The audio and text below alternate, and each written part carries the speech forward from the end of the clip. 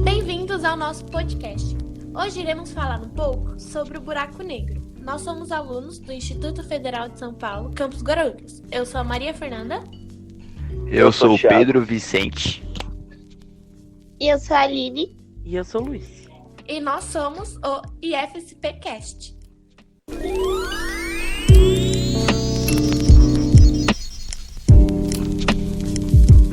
Primeiramente, para entendermos um buraco negro, é essencial compreender a gravitação. No século XVII, um físico chamado Isaac Newton formulou a lei da gravidade, que afirma que quando um corpo está próximo de outro, ambos se atraem com uma força gravitacional. Essa lei tem duas características importantes.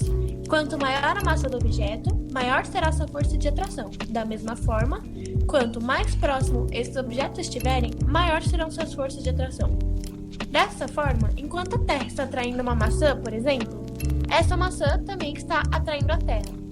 Bom, agora que a Maria nos introduziu ao assunto de gravidade, temos uma base para conversar sobre os buracos negros. E o que são os buracos negros? Nada mais são do que estrelas mortas. Uma estrela precisa queimar todo o seu combustível interno para queimar. E quando esse combustível acaba, ela não consegue conter sua própria força gravitacional. Então ela expande e em seguida ela implode, dando início a uma anã branca ou a um buraco negro. Sim, isso mesmo, Thiago.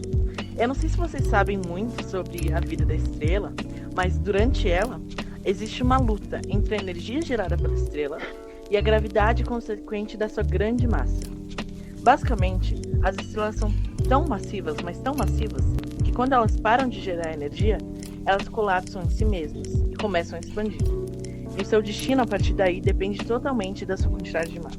Se ela for mais ou menos do tamanho do nosso Sol, ela vai começar a expulsar as camadas externas, e o seu núcleo vai ficar cada vez mais denso.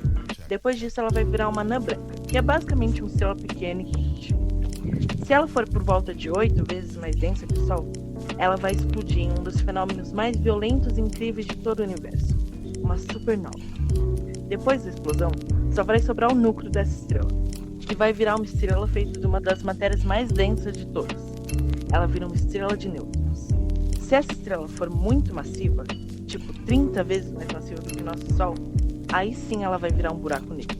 A estrela vai explodir uma supernova, muito parecida com uma estrela mais lenta. Só que o núcleo dessa estrela vai ser tão massivo, mas tão massivo, que ela vai colapsar em si mesma e virar um buraco negro.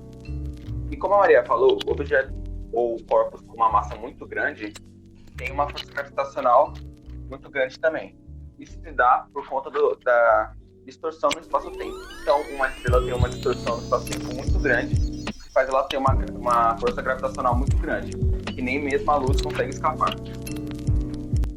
Em geral, a maioria das pessoas pensam que os buracos negros sugam tudo o que está ao seu redor. Mas não é bem assim, eles não sugam tudo o que está em sua volta. Contudo, o seu campo gravitacional pode prender estrelas e planetas em órbitas espirais. A fim de que alguma coisa seja realmente infiltrada com destino ao interior do buraco negro, sem qualquer chance de fuga, deve-se, portanto, determinar uma distância mínima ao seu centro, mais conhecida como horizonte de eventos. A essa distância, a velocidade de escape, ou seja, a mínima velocidade para safar-se de um buraco negro, é maior que a própria velocidade da luz, que é aproximadamente 3 vezes 10 a oitava metros por segundo, ou 300 milhões de metros por segundo. De acordo com a teoria da relatividade geral de Einstein, corpos de massas bem elevadas produzem deformações no espaço-tempo. Essa deformidade é o agente pela vasta aceleração gravitacional em direção ao centro desses corpos. Enquanto o nosso grupo discutia sobre os buracos negros e como organizaríamos tudo para fazer este podcast, fiquei com uma ideia encucada na minha cabeça durante pelo menos umas 2 semanas. E eu não conseguia respostas, mesmo que eu pesquisasse no Google ou no YouTube de alguns youtubers. Então eu fui conversar com a minha professora de física, para saber o que ela pensava, ou se já tinha uma resposta definitiva para aquela ideia. E eu falei o seguinte para ela, que eu tinha visto que algumas pessoas na comunidade científica têm definitiva certeza que os buracos negros são buracos de minhoca, onde a entrada seja um corpo com massa supermassiva onde nada escapa, e o outro lado seja um corpo onde nada entra, onde expele tudo. E eu fiquei com essa ideia na minha cabeça, porque se tem conhecimento que no centro de toda a galáxia há um buraco negro supermassivo, onde tá sugando não, tá puxando tudo ao seu redor. Então, se tem um buraco negro supermassivo no meio da nossa galáxia, deve ter alguma galáxia no universo inteiro que esteja expelindo tudo. Se essa ideia for verdade, porque se há um buraco negro supermassivo, tem que ter outro buraco negro também supermassivo, mas só que esteja expelindo tudo. E eu perguntei isso pra ela. Ela falou que isso ainda é muito discutido no meio científico e não tem uma resposta definitiva. Tanto que até hoje não conseguimos encontrar um buraco negro supermassivo no centro de alguma galáxia, pelo menos nas que encontramos, né? Então acho que é isso.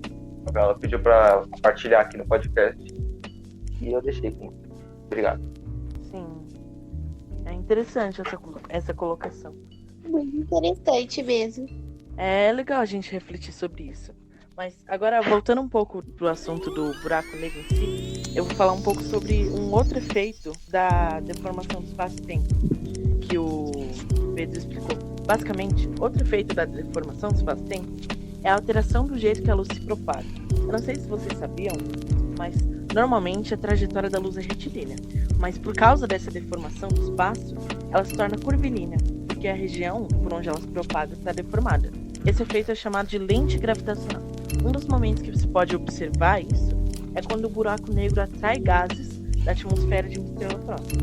Esses gases começam a ganhar aceleração centrípeta em forma do buraco negro e formam um chamado disco de acreção, que é a estrutura formada pelos objetos que orbitam um corpo celeste, como o buraco negro. E como esses gases, vindo da estrela, são repletos de elétrons, ao ganhar essa velocidade, eles começam a emitir ondas eletromagnéticas de todos os comprimentos, inclusive luz visível. Dessa forma, em volta do buraco negro, é possível observar zonas luminosas que têm formatos complexos, devido à deformação da trajetória da luz que vem desses gases. Agora a Aline vai falar um pouco sobre curiosidades do buraco negro. Então, Luiz, um buraco negro tem tanta densidade em um espaço tão pequeno que sua massa é matematicamente infinita. E imagine que um astronauta chegue perto de um buraco negro pouco massivo. A força gravitacional nesses buracos negros mudam rapidamente conforme o corpo se aproxima. Então, não seria possível que o astronauta sequer chegasse ao horizonte de eventos do buraco negro, pois a força gravitacional nos pés do astronauta seria infinitamente maior que em sua cabeça, e assim ocorreria um processo que cientistas chamam de espaguetificação, que seria o esticamento do astronauta a nível subatômico. Para cada galáxia, há um buraco negro supermassivo em seu centro. A primeira imagem de um buraco negro foi revelada no dia 10 de 4 de 2019 pela National Science Foundation. Nossa, ficou muito ruim isso, vou falar de novo. Tá. A primeira imagem de um buraco... Luiz, A primeira imagem de um buraco negro foi revelada no dia 10 de 4 de 2019 pela National Science Foundation. A surpreendente foto é resultado do trabalho de uma rede de telescópio, o projeto que em português se chama Telescópio Horizonte de Eventos. A imagem disponibilizada mostra um buraco negro no centro da enorme galáxia Messier 87, localizada no aglomerado vizinho de Virgem, a 50 milhões de anos-luz da Terra.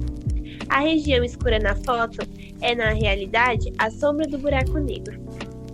O buraco negro fotografado é 6,5 bilhões de vezes mais massivo que o Sol.